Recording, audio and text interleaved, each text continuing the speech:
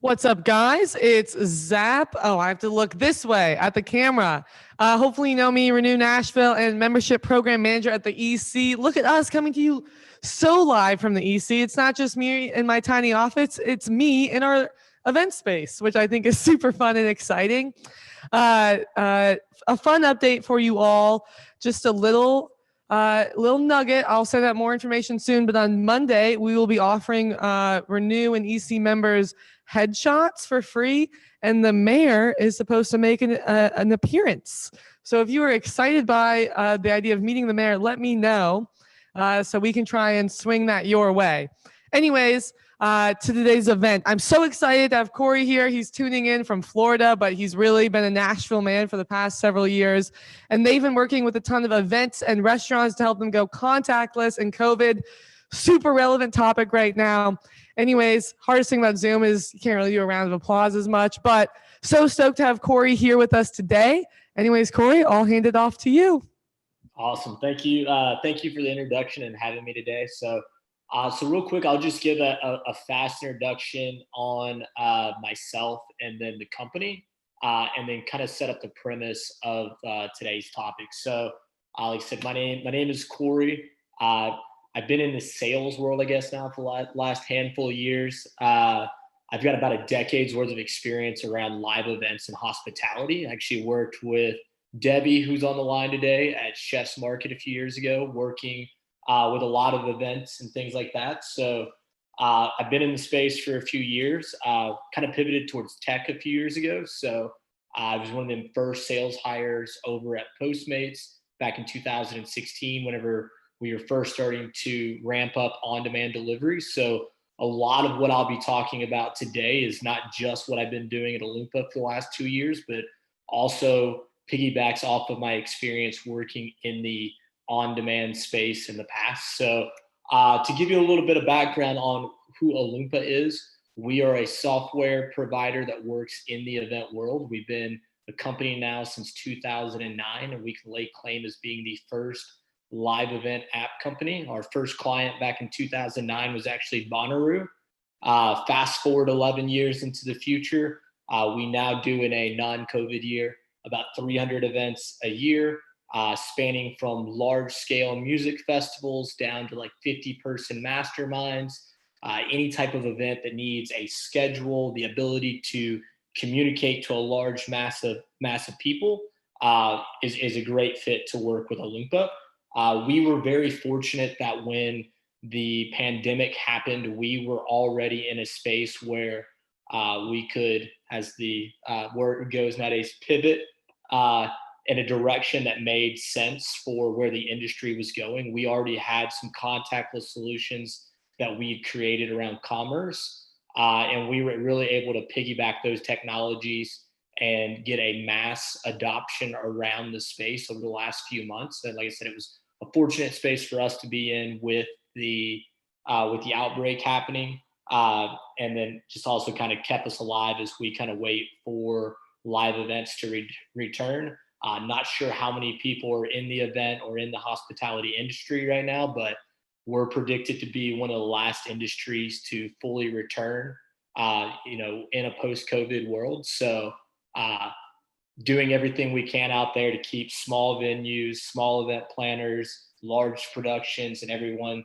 still working and still getting by over the next few months. So that gives a little bit of premise on myself, the company.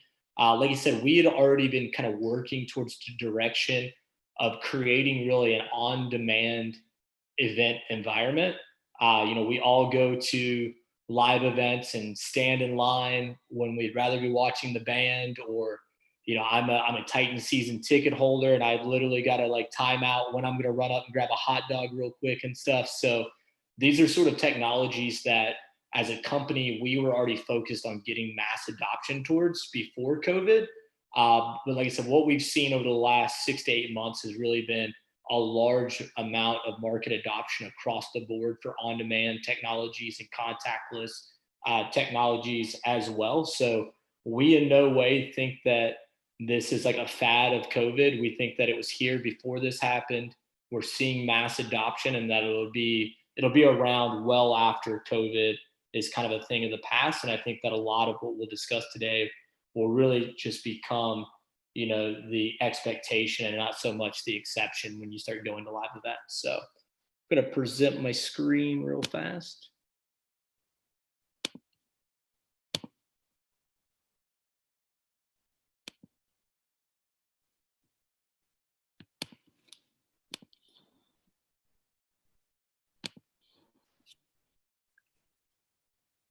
Looks good.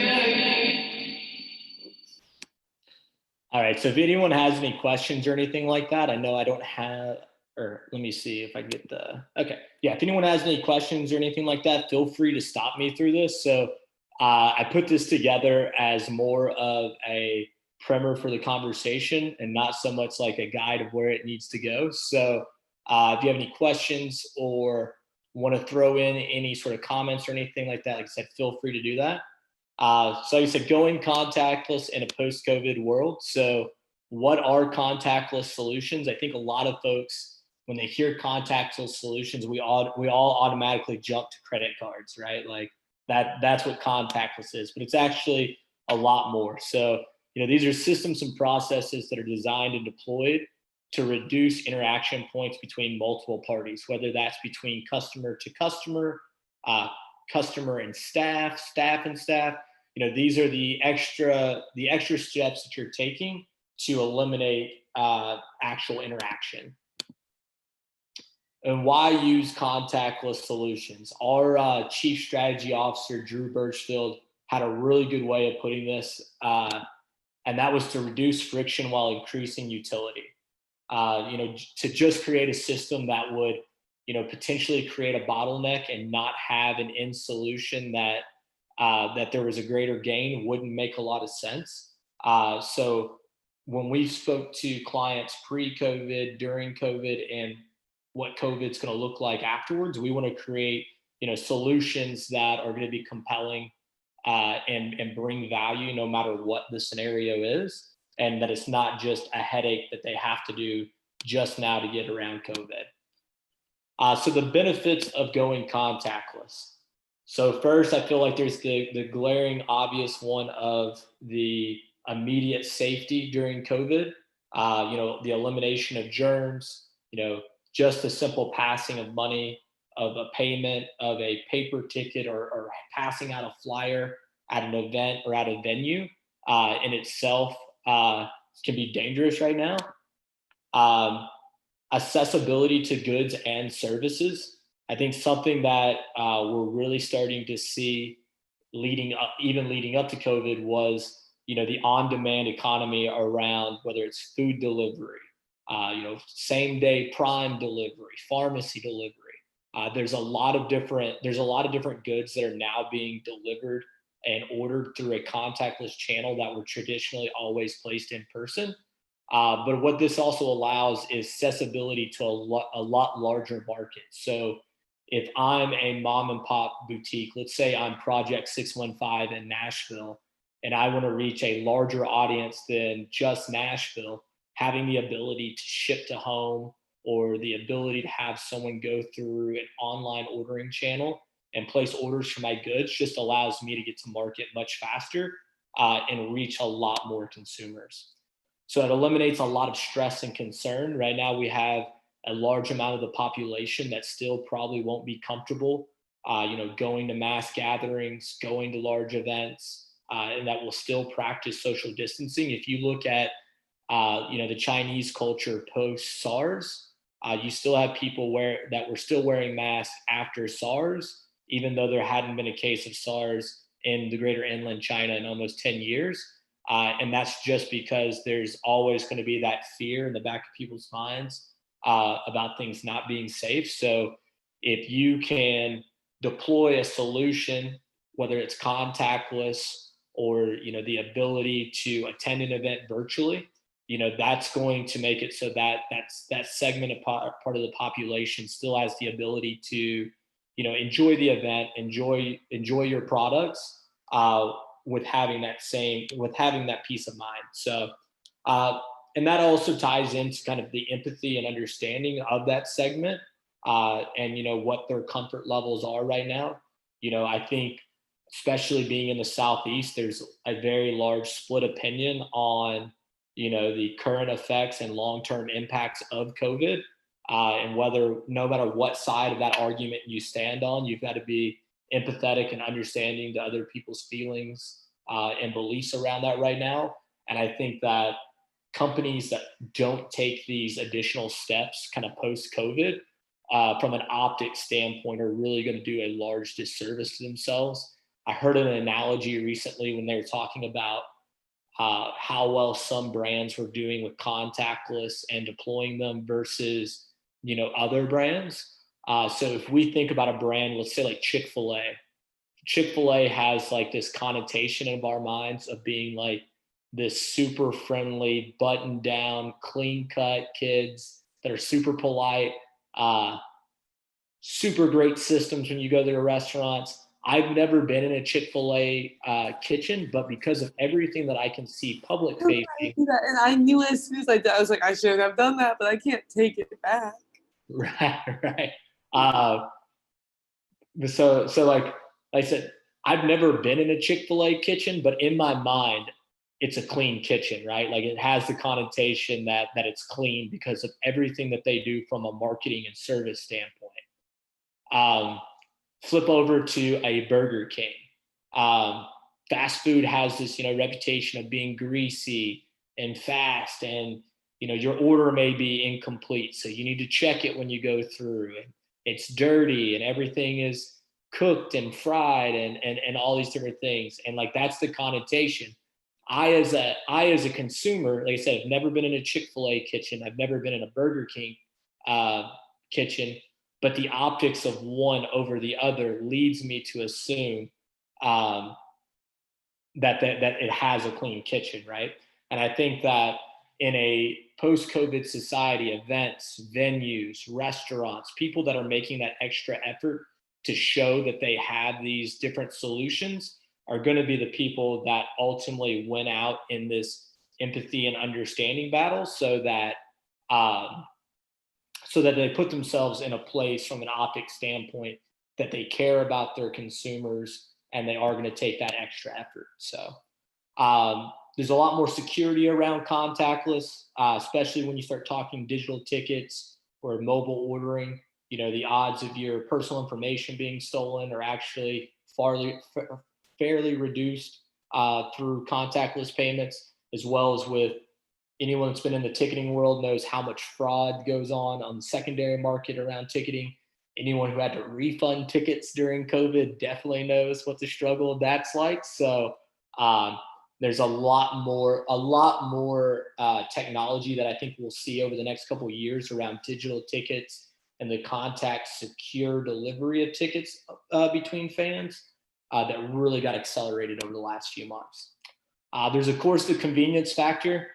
How many people here probably had, sometimes maybe even a Postmates and an Uber Eats delivery going on at the same time, or maybe they had, their prescriptions from Walgreens delivered to them rather than going and pick it up. I think the millennial generation in particular has really embraced the on-demand economy, and that lots of people now that are going to using Instacart or doing Walmart same-day pickup will probably continue to use those services from just a sheer convenience factor alone, and not just COVID. So the convenience factor, I think, plays a massive part in the power of going contactless. There's speed of service. It's a proven fact right now. Our study showed in 2019 we did about 25 what we call live order deployments, which is our version of contactless. And in those 25 deployments we did, we saw a reduction of transaction times by more than 30%, and also a reduction of labor by 30%, just by simply eliminating the fan walking up and ordering at a hot dog stand or ordering at a merch stand, having them pre-order in the days leading up to the event or on site, and then picking it up when it was ready, already having it paid for, really sped up those lines. And it also added a different level of quality of service.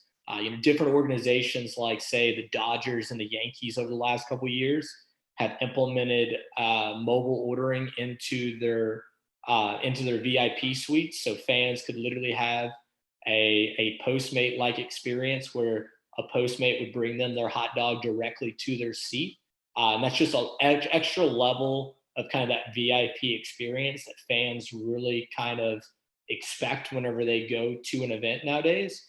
And we see this as something that's going to be available for all fans moving on into the future and not just your VIP fans.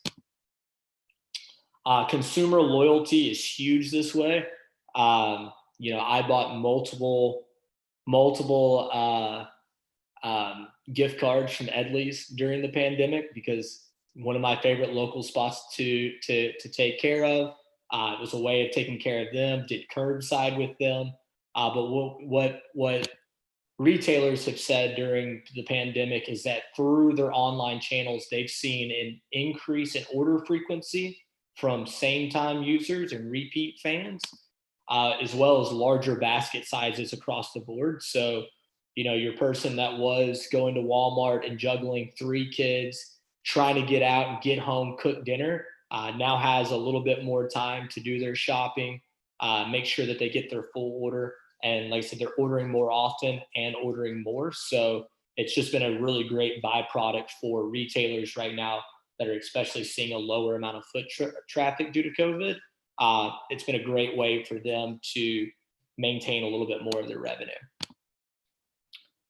So fears of contactless. I would say over the last few months, I've had contact with probably about 200 of our clients where we've literally talked about contactless. And this list of fears 8 months ago was so strong that, like I said, we had 25 deployments in 2019, and we're predicting in 2021 that we should have upwards to 75 to 100, just because a lot of these fears about going contactless prior to COVID are really kind of come full circle, that they're not that big of a hurdle. So price is always a huge concern with a lot of people, especially if you're working with concessionaires or restaurants that have been cash only in the past. They now are going to move over to a credit card, which are going to have their associated transaction fees. But what we're seeing on the P&L is that if they're saving time and they're saving money on labor, the 2.9% that they're paying their credit card processor is really a wash whenever it starts coming down to comes down to what they're actually adding to the table. So technology implementation, which we'll talk about in an example that I'll show you just in a minute. You have a lot of, when you're selling tech, you look for those early adapters that are excited to bring on new technology, and then you get to a point where it's early majority, later majority, and then you have laggards. Your folks that, some don't even have smartphones yet, or maybe they're still using the Nokia brick phone. You've got that population out there that are going to be hesitant to put in any sort of new technology in their restaurant after an event. And it's really, just kind of simpling things for them. Staff adoption.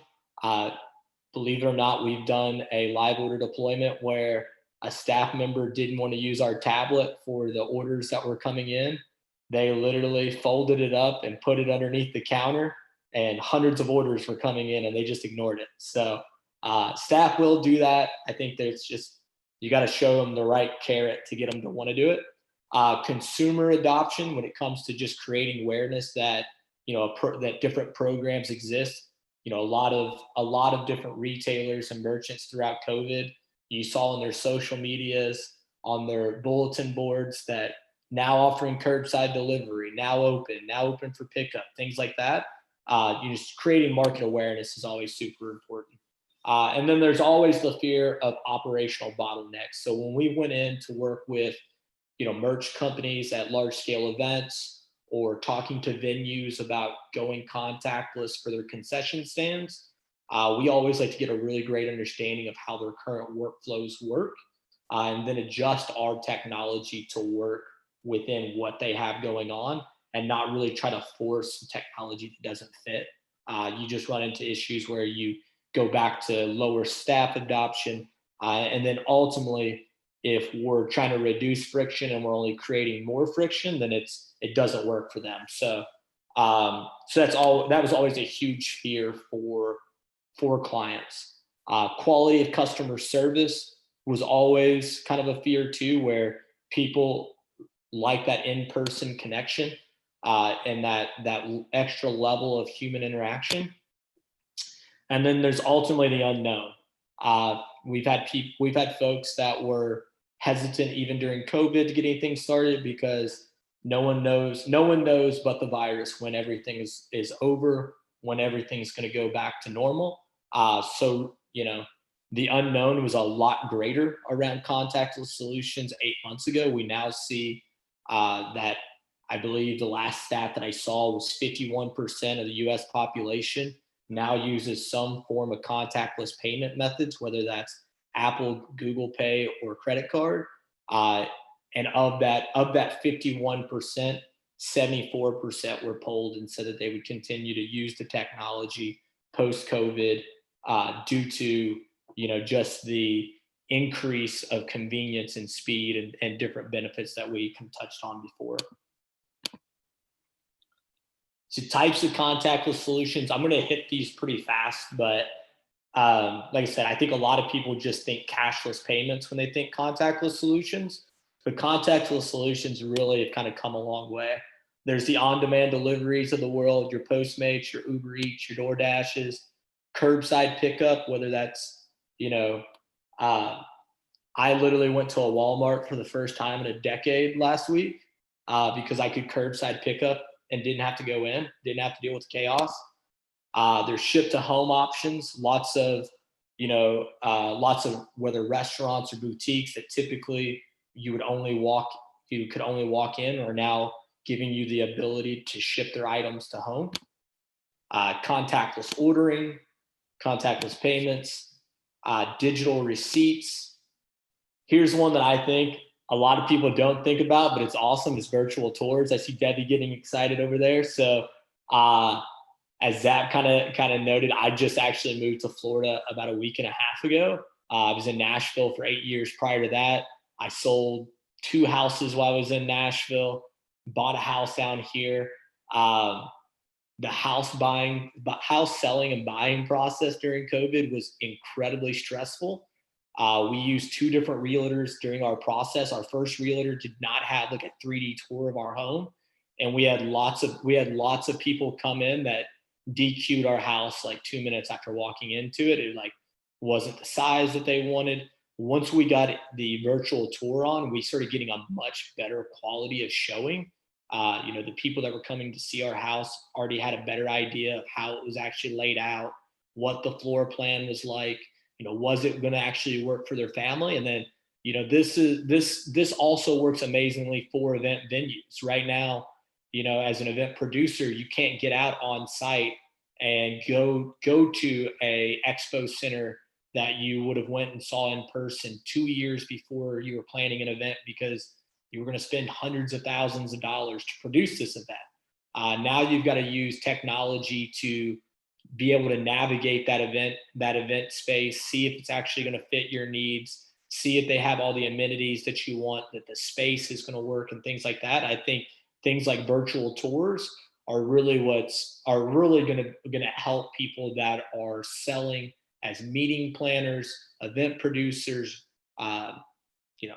your real estate agents. It's going to keep them the ability to continue to sell inventory, which is space, when people can't physically touch those spaces. So I think that's also a huge industry that we'll see afterwards, because going back to the convenience point, if I'm looking at an event hall at the MGM, I of course want to hop in a plane and go see Vegas for the weekend, but it's not always the best use of my time to lose a day to a site visit for an event that I'm going to be at in 2 or 3 years down the line.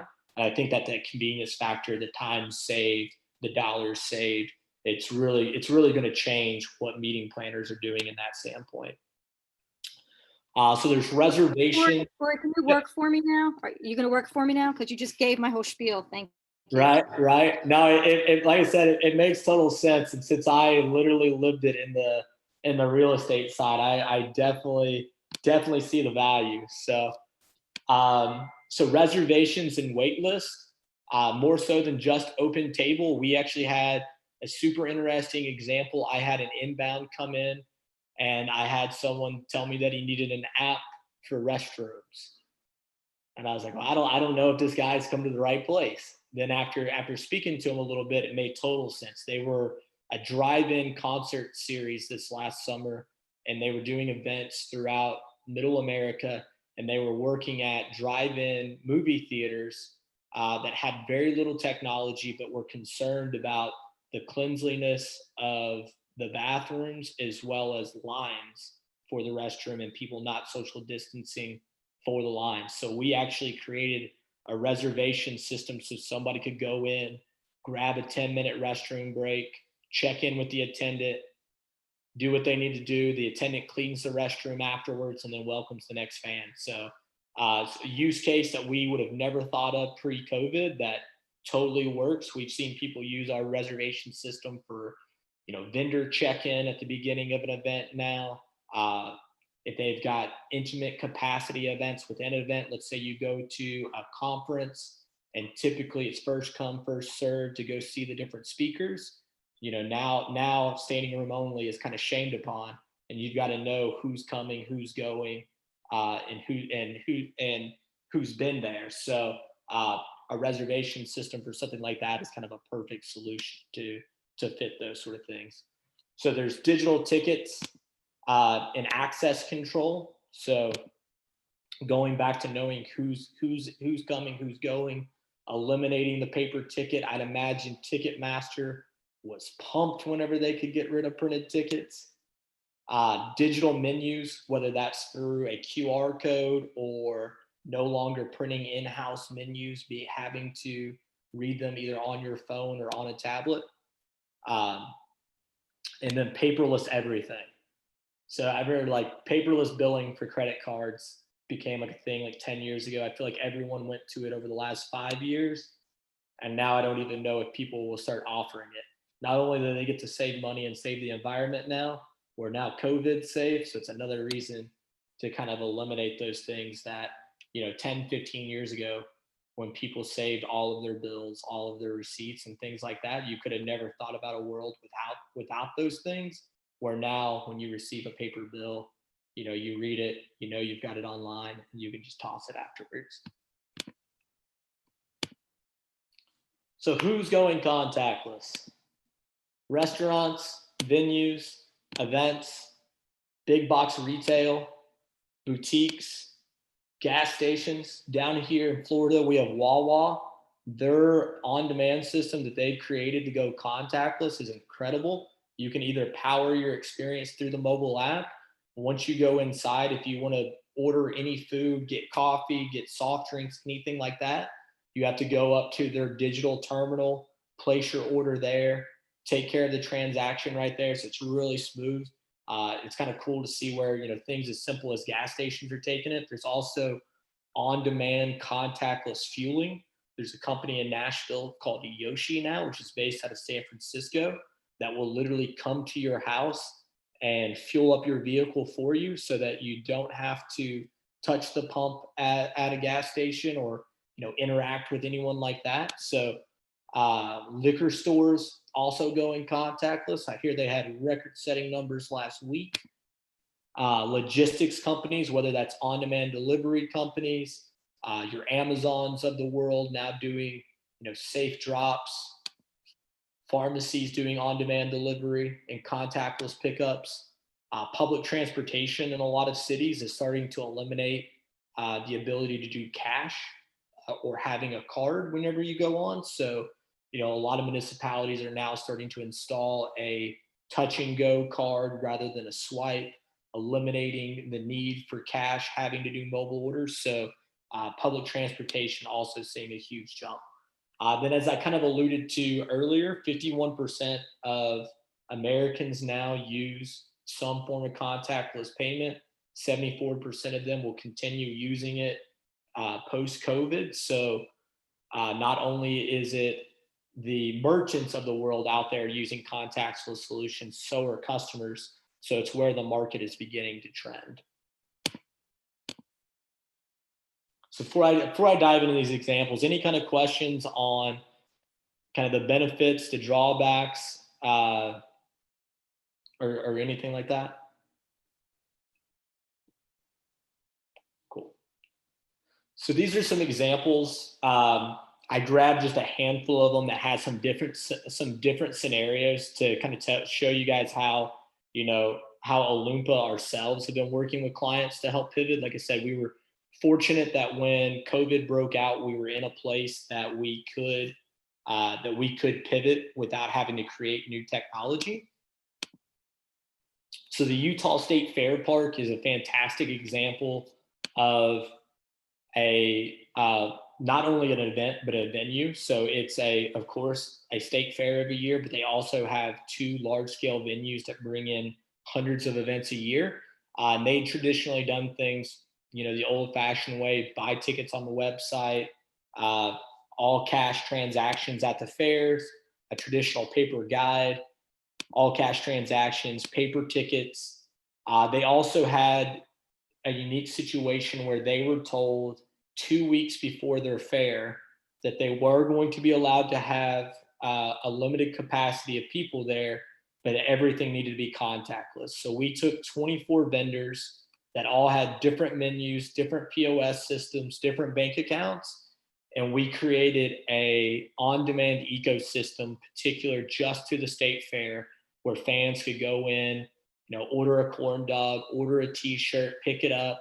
They had designated pickup locations, designated areas where you had to eat on the fairgrounds. We were able to map out all of those locations on the Olympia Festival app so that fans knew what sort of COVID actions were in place, as well as where they could find help, what the safety measures were, and things like that. So like I said, we turned that around pretty quick for them, where we were already working on their festival app to replace the paper guide.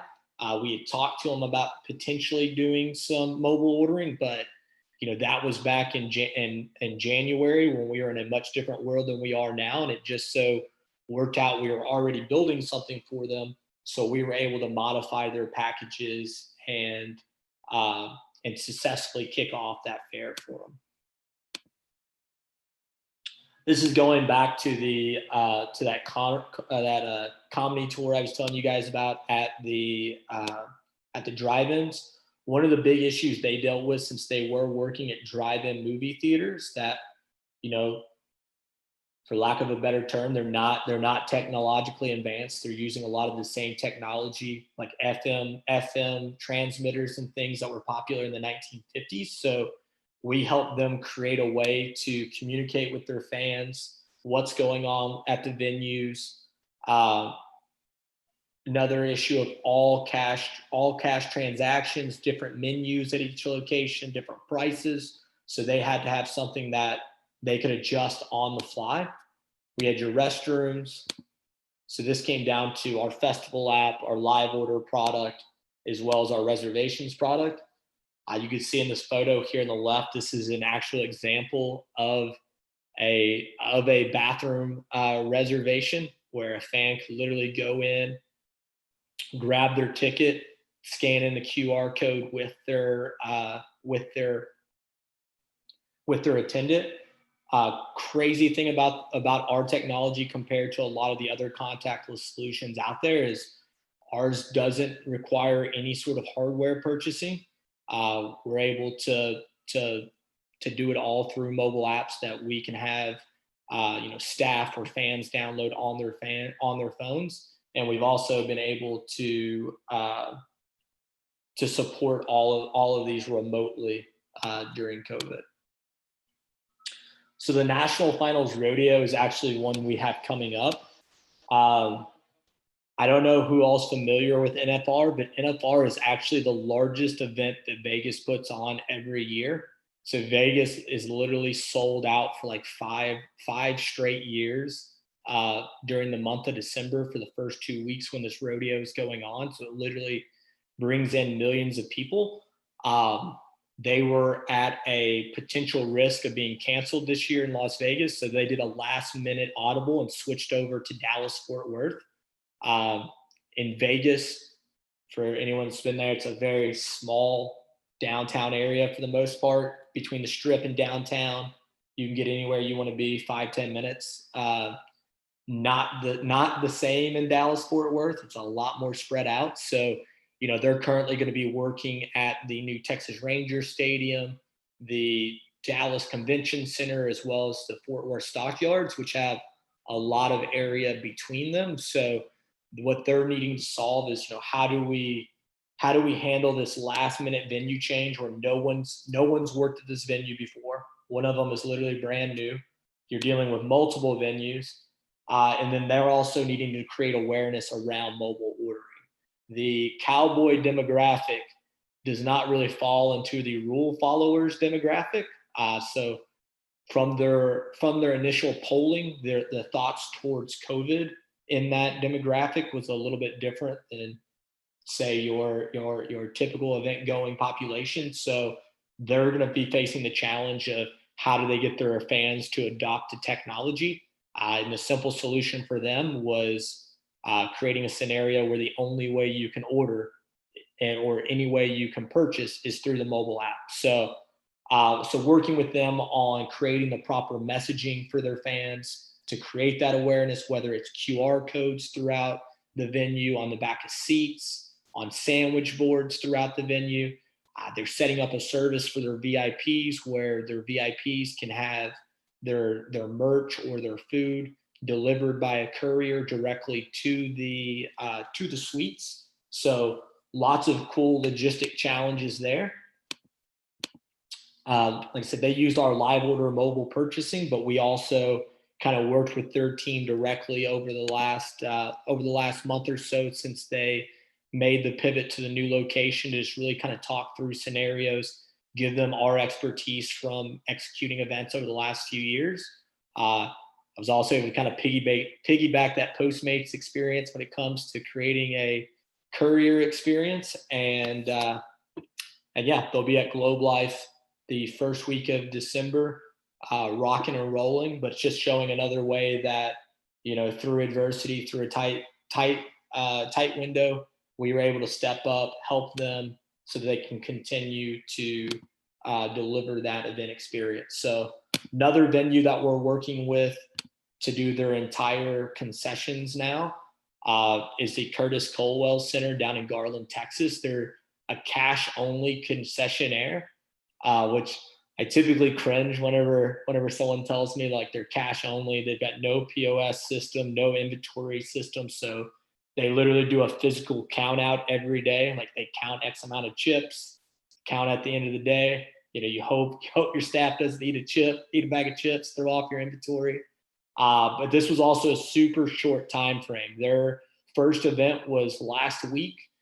We started speaking to them about 2 weeks before Halloween. So we have these challenges: no POS system, no inventory management, super tight time frame. Through our mobile ordering system and then an order management channel that we created on top of our live order, it's going to allow them to implement a POS for the first time since being a business since 1982. To go in, create a scenario that's safer for their fans, reduces risk for their staff, but it's also going to make their operations as a concessionaire company a lot more lean and a lot more accurate. So it's really going to help them kind of manage their P&L kind of going forward and introducing them to, a whole new world of technology. And I thought this example was a cool one just because like they're not your HOTBoxes of the world, which is two 25-year-old guys from the Valley that are putting on comedy tours. These are small town Texas. They do the Cotton Bowl, they do the State Fair of Texas. So they're not a small operation by any means, but they've been resistant of adding credit card machines, adding technology, because what they've done since 1982 has always worked. So there's been no reason to change it. But something like a pandemic is need to change. They've been an awesome team to train, to get implemented. And like I said, they're starting out now at the Curtis Colwell Center, and then also kind of exploring what it would look like to deploy our technology at all of their activations going forward.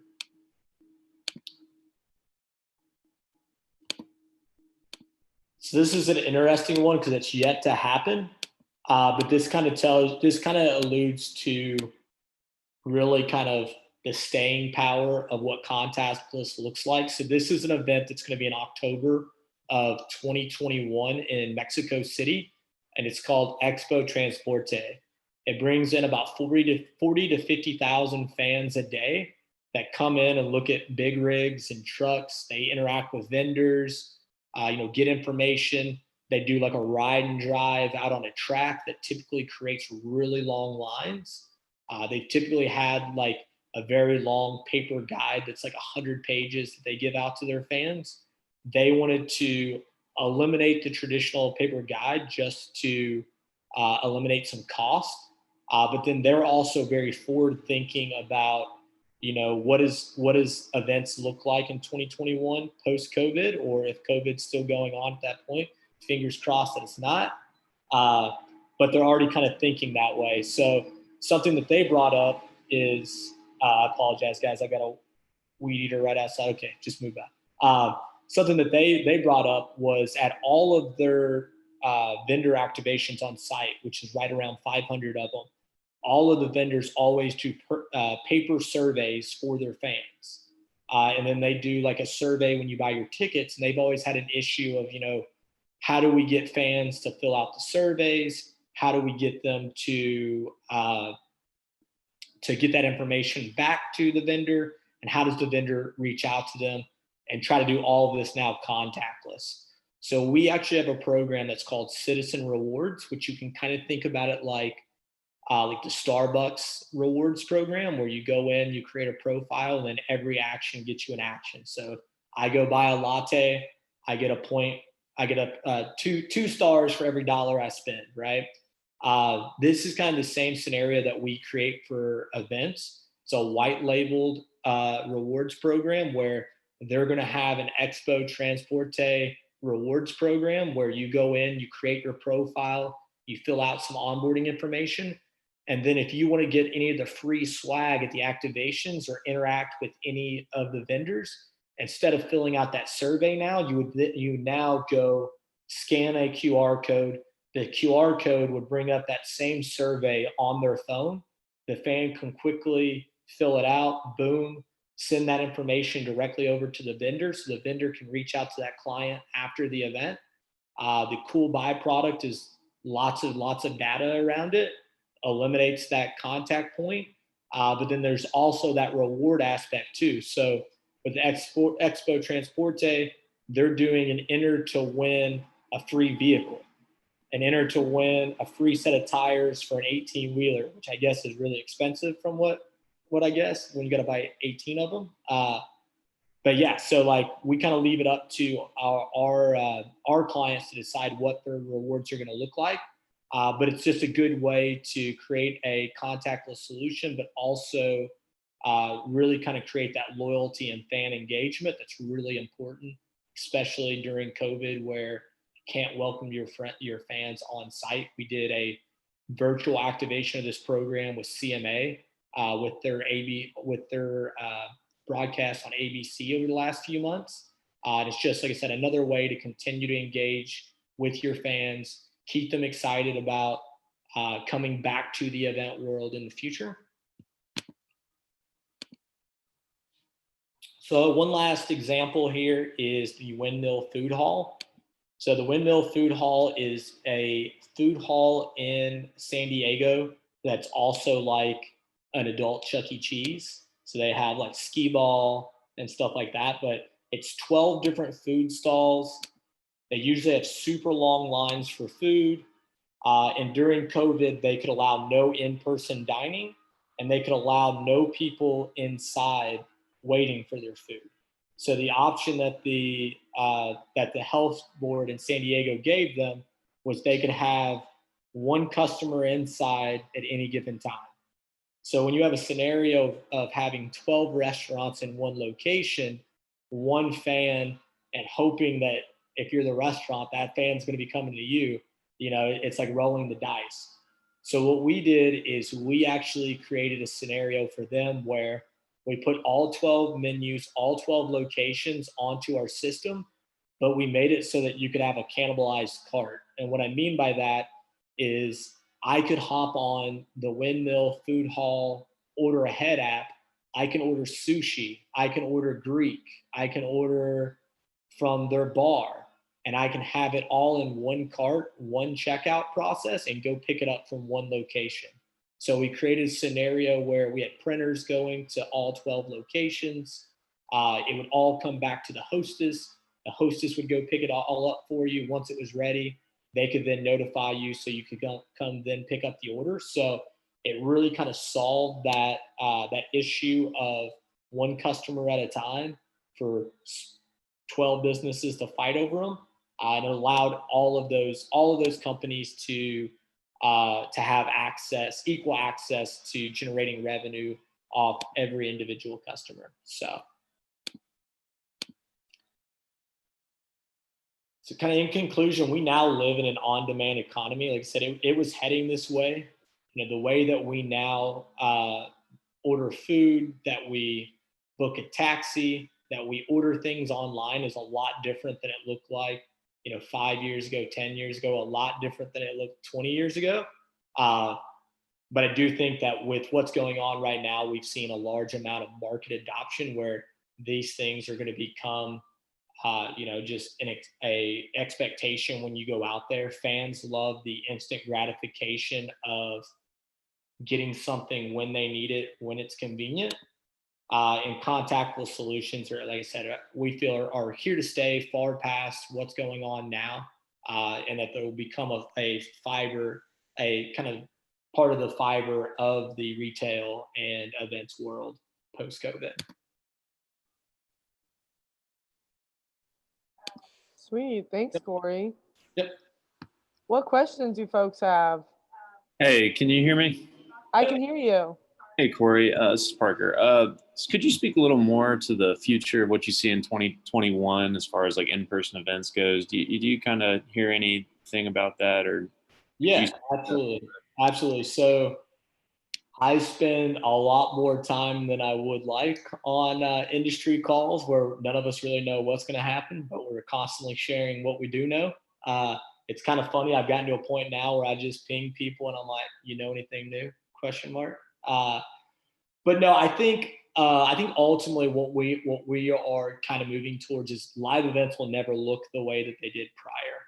Like, I don't think that we'll go back to music festivals and we're going to see like the mass amount of people around the main stage and stuff like that until we have a foolproof vaccine. What I think is more likely to happen is that, we're going to have social distancing pods.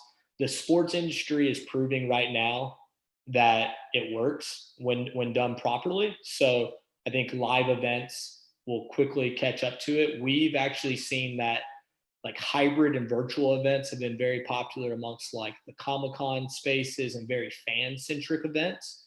They don't really resonate as much towards music. And I do think that music in particular is probably going to be the last industry of all of them to fully return. And that's just based on the unit economics of it all. The millions of dollars that it takes to buy talent at a music festival that's going to sell tickets. It's a lot harder to make your capital back at a 75% capacity and a 50% capacity. So I do think that music will be the last of the return. But I think things like fairs, conventions, expos, Comic-Cons, I see them returning as early as late Q1, early Q2 in 2021.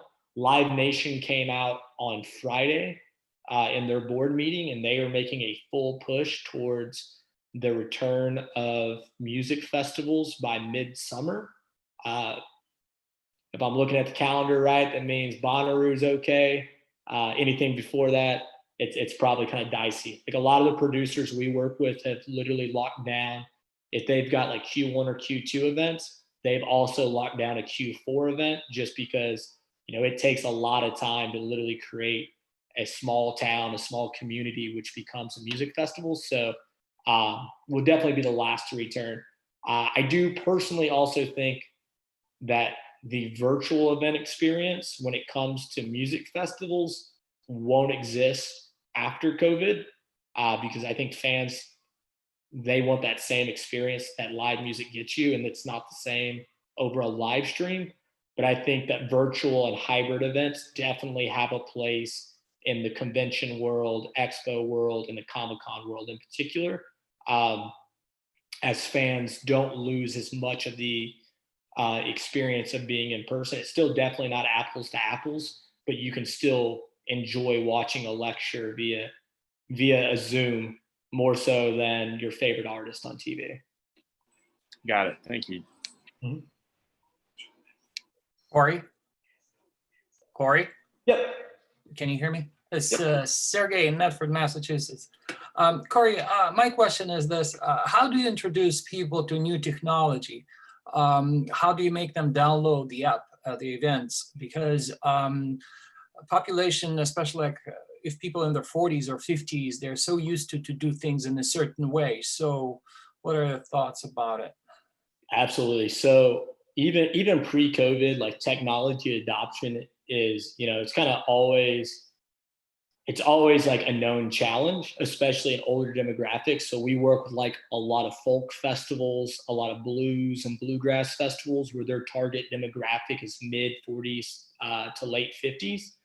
And what we found there is there's no reason to over sizzle the technology, make it clean, simple, intuitive, so that, I tell people all the time, we create technology that your grandma can use. You want to make it super simple, very easy to navigate and things like that.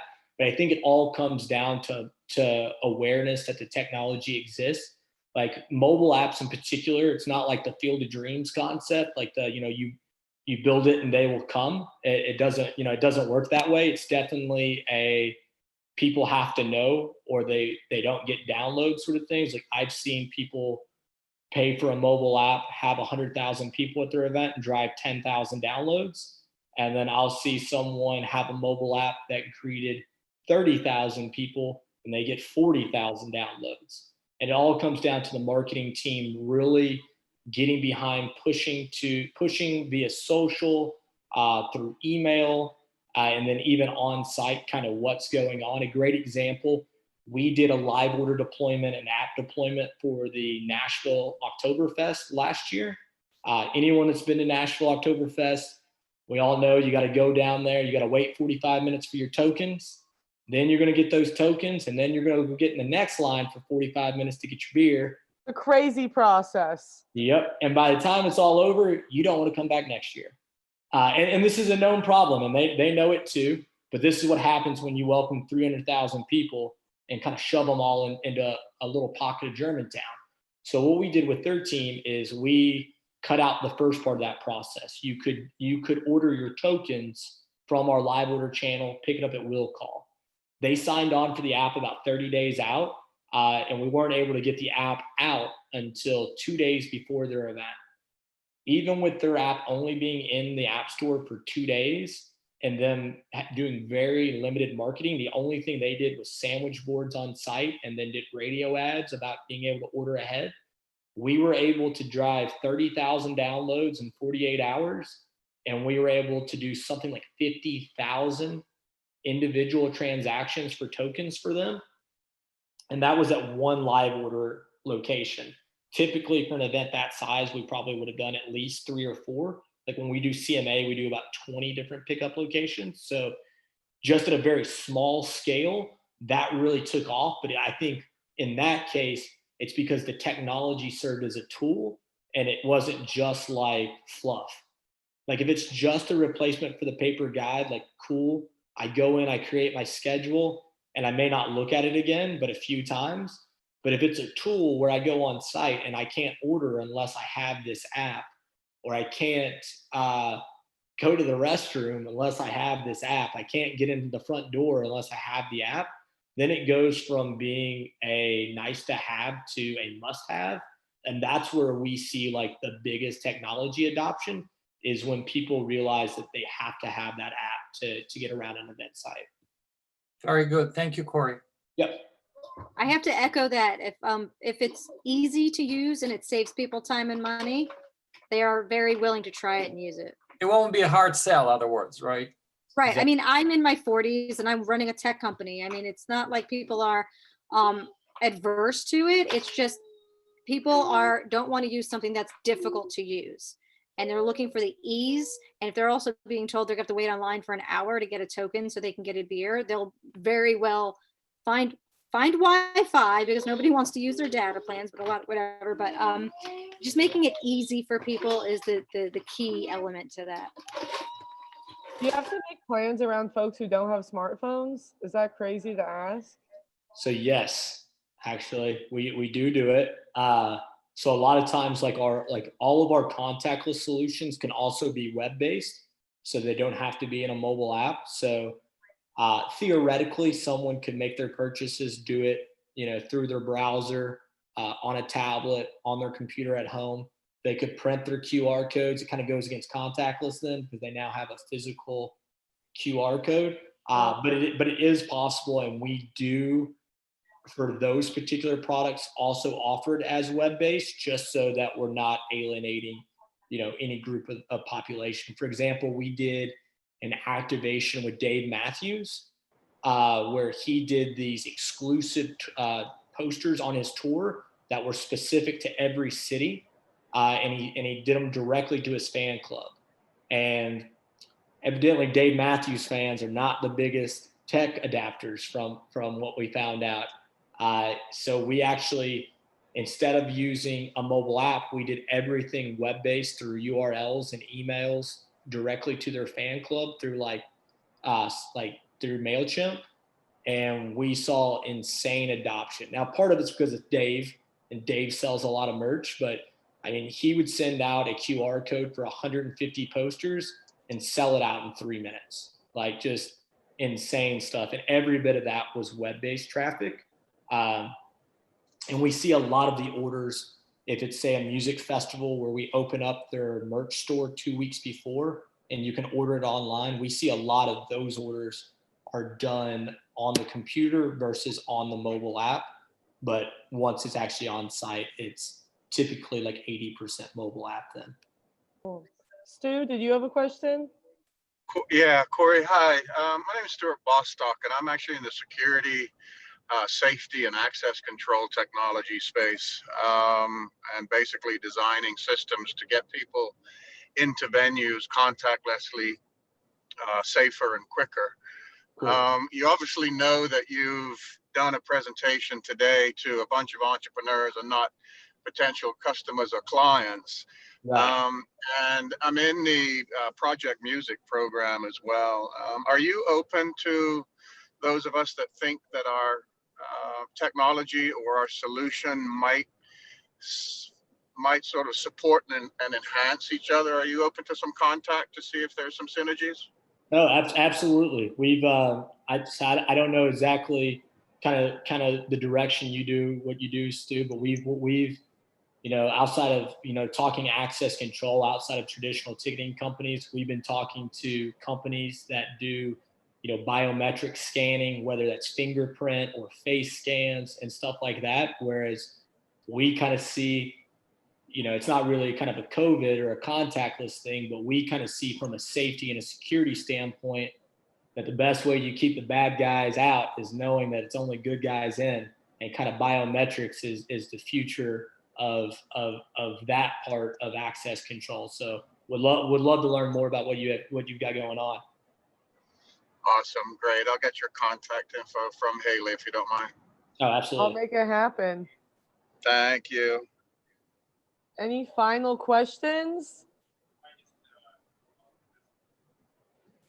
Okay, cool. I guess we'll wrap up. Well, thank you guys, everyone, for coming. Thank you, Corey, for sharing. Stu and Corey, I'll make sure y'all get connected.